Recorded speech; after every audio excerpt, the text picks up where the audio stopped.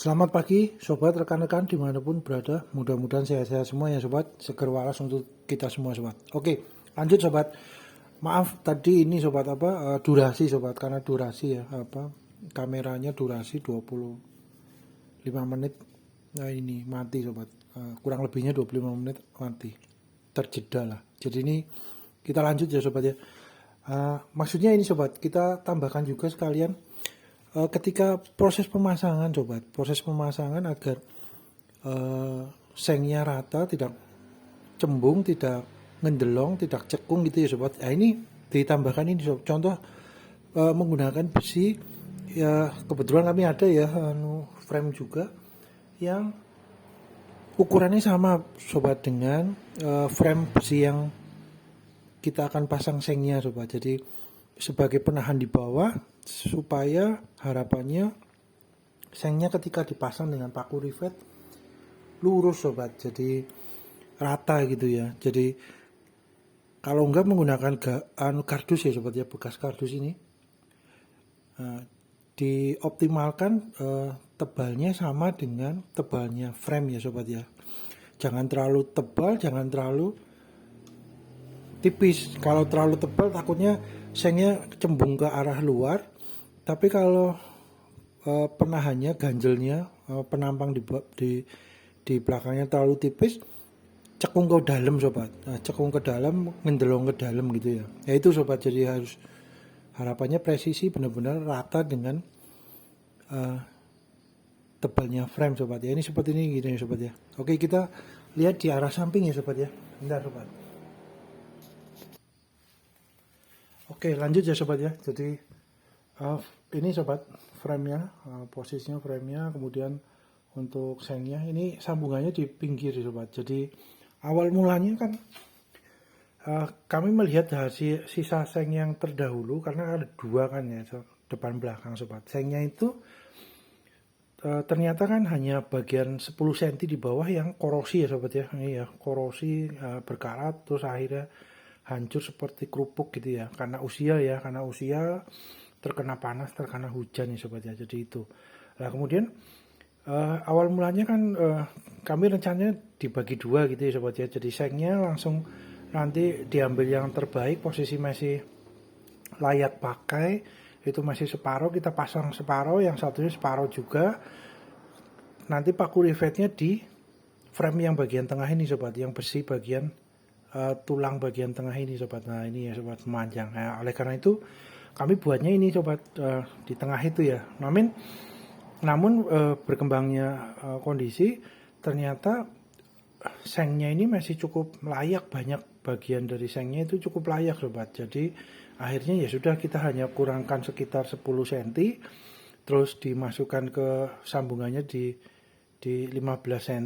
Nah kemudian ini masih sekitar 60 cm ya sobat, dari 80 dikurangi 10 dikurangi 5 cm, dikurangi 15 cm ya, berarti ya sekitar 55 sampai kurang lebih 55 sampai 60 cm lah sobat ya. Karena kan ada yang nggak begitu mepet 10 cm, ada yang cuma 8 cm ya, kurang lebihnya sekitar itu sobat. Jadi ya masih dapat digunakan lagi ya sobat ya, dapat digunakan lagi ya ini ya. Jadi sengnya masih kami gulung. Nah kita buka sobat. Nah ini jadi sambungannya akhirnya di pinggir sobat. Lah ketika sambungan menggantung tanpa terkena tanpa bertumpu atau terkena dengan frame yang ini ya sobat ya, itu ini sobat agak lebih ini ya, lebih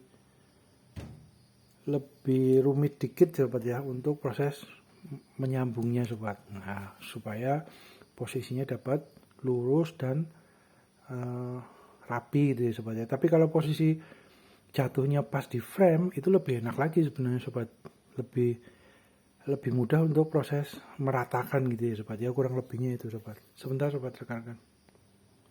Oke lanjut sobat. Jadi ini ya sobat ya,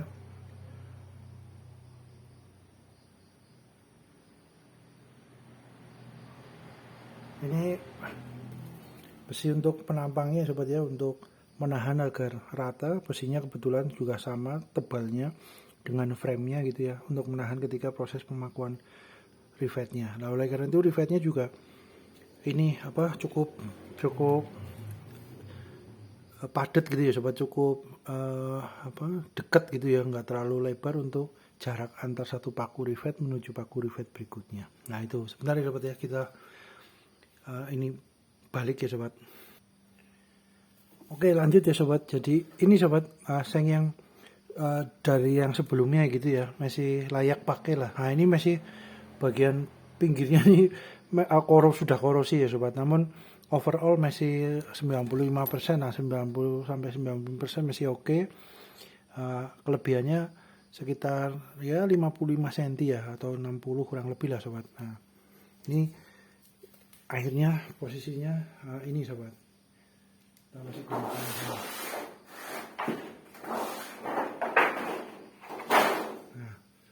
Gitu sobat, sebentar kita gulung dulu ya sobat ya, gulung lagi untuk sengnya ya. Nanti kita ngeliat yang hamparan yang sudah jadi di frame-nya. Sebentar sobat. Oke, kita sudah gulung ya sobat ya. Oke, kita sudah gulung. Dapat digunakan untuk project yang lain, atau untuk seng talang tambahan, atau dapat juga digunakan untuk papan nama lagi yang ukurannya sesuai, atau nanti disambung lagi sobat ya. Eman-eman sobat diopeni ya sobat ya, disimpan kalau memang di ke depan masih bisa dapat digunakan lagi sobat. Oke sobat. Karena harga per lembarnya sekarang seng juga lumayan ya sobat, dananya per meternya udah cukup lumayan juga.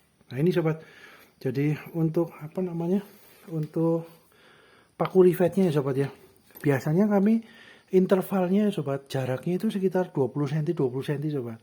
Kalau terlalu jauh paku rivetnya, takutnya biasanya ini sobat, ngendelong, bergelombang sobat, jadi nggak dapat rata flat gitu ya. Tapi kalau terlalu dekat juga, terlalu rengket gitu ya, terlalu pendek jarak intervalnya atau 10 cm, ya itu terlalu banyak proses ngebornya sobat, terlalu banyak proses ngebor, kemudian paku rivetnya juga terlalu banyak. Tapi biasanya kalau yang biasa kami lakukan seimbangnya di kisaran 20 cm sampai 25 cm jarak interval satu paku rivet ke paku rivet lainnya. Dan proses pemasangannya pertama dari tengah ya sobat ya, kami biasanya dari tengah dulu, terus kemudian bertahap kanan kiri dari tengah, bertahap kanan kiri dari tengah berikutnya lagi sampai posisi ujung, biasanya gitu sobat. Tapi kalau pemasangannya dari ujung dulu, nah biasanya takutnya geser sobat, karena ketika paku rivet itu sudah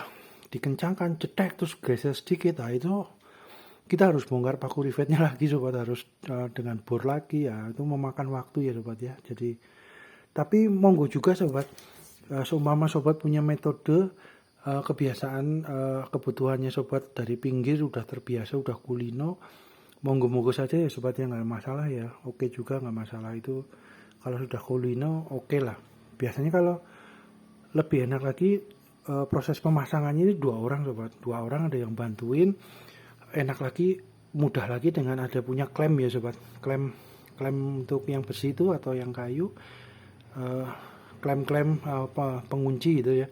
Jadi sebelum dikasih paku rivet kita kasih klem banyak, itu muter supaya nggak bergerak ketika di paku rivet. Itu dapat juga dengan konsep metode itu ya sobat, sistem itu. Monggo aja sobat, mana yang disesuaikan dengan kebutuhan sobat rekan-rekan ya.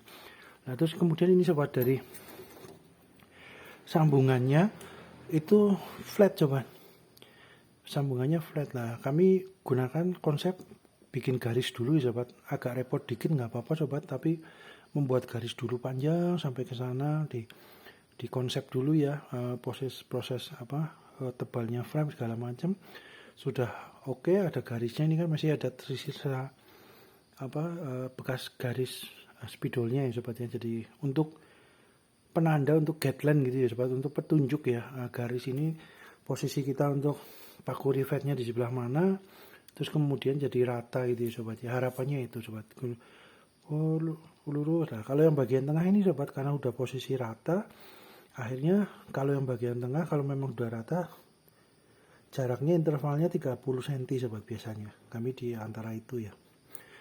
Nah itu sobat, kemudian Untuk posisi karena yang sebelah bawah ini sambungan ya sobat, biasanya sambungan kami taruh di bawah sobat. Kalau yang bagian atas yang mulus gitu ya, yang posisinya lembarannya utuh gitu ya sobat. Nah itu ketika proses pasang yang bagian bawah ini sobat, itu paku rivetnya ada beberapa sudut, ada beberapa posisi yang agak rapat gitu ya sobat, sekitar 10 cm apa 5 cm.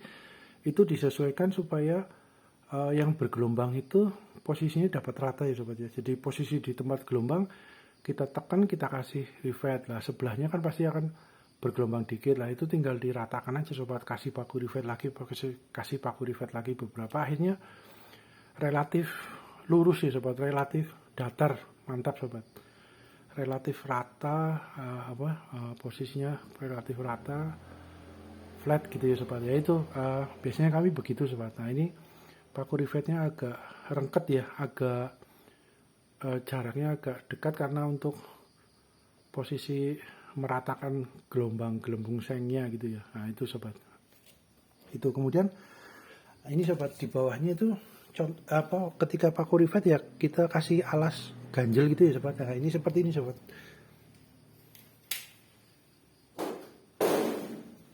Nah seperti itu ya sobat ya, jadi ganjelnya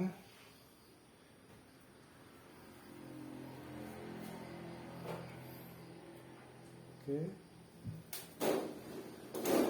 Jadi ini ada ganjelnya sobat.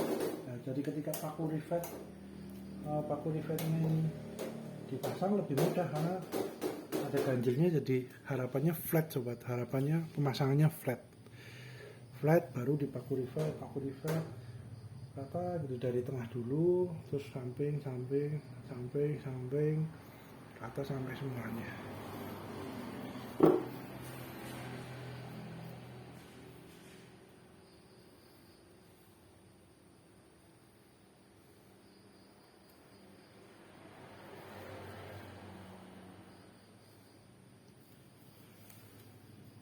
Kita dekatkan sebentar ya sobat ya.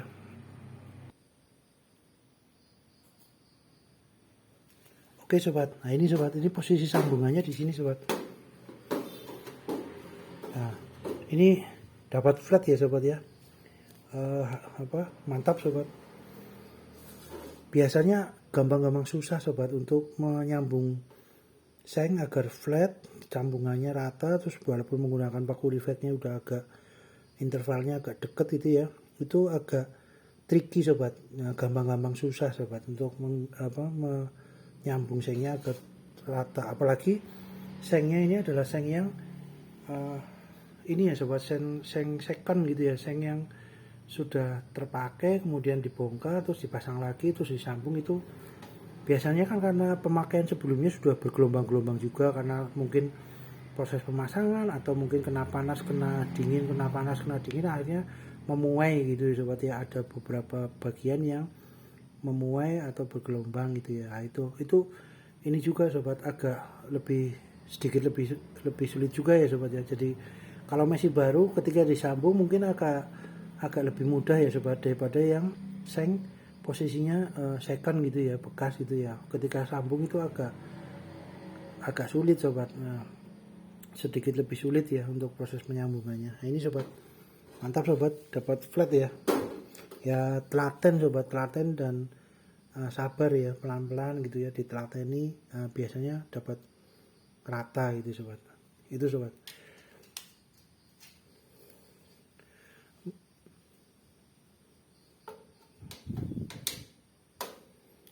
Nah ini masih ada gelombang dikit sobat, tapi relatif sudah flat sobat. Jadi kita paku rivetnya agak dekat untuk di posisi yang agak bergelombang sobat.